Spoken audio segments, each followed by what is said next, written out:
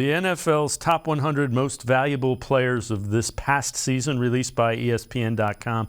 Number 1, Patrick Mahomes. Number 2, Josh Allen. Number 3, Jalen Hurts. And number 4, Joe Burrow. So those are 3 of the 4 quarterbacks playing this weekend, and one that got eliminated last weekend.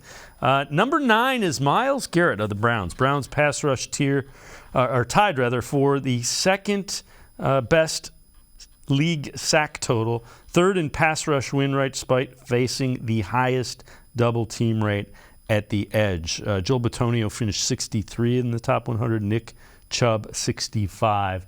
But Myles Garrett, top 10, and that's fair.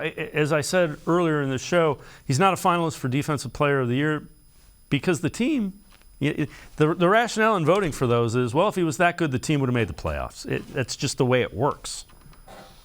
Yeah, and you could just imagine, as much as the defense had problems last year, where it would have been if they didn't have Myles Garrett. I mean, that's a pretty scary proposition.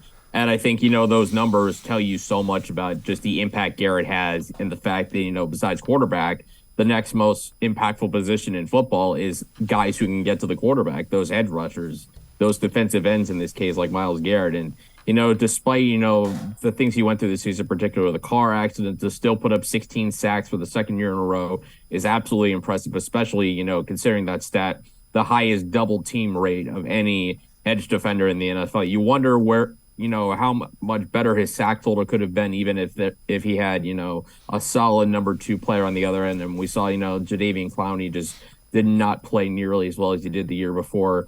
They didn't get enough out of Chase Winovich. We saw Alex Wright was still very raw and just wasn't really ready to contribute at that high level, which is understandable considering he came in with he was still a very raw prospect when the Browns drafted him. But it underscores, in this defense that Jim Schwartz is bringing, that the Browns are going to need to get Myles Garrett some help on the defensive front. He can't do it himself, and they're going to need to find a way to generate a pass rush, and that's by bringing guys in who know how to get to the quarterback to really kind of force the opposing offense to kind of even out its protection plans, or make opposing offenses pay for double teaming Myles Garrett as often as they have.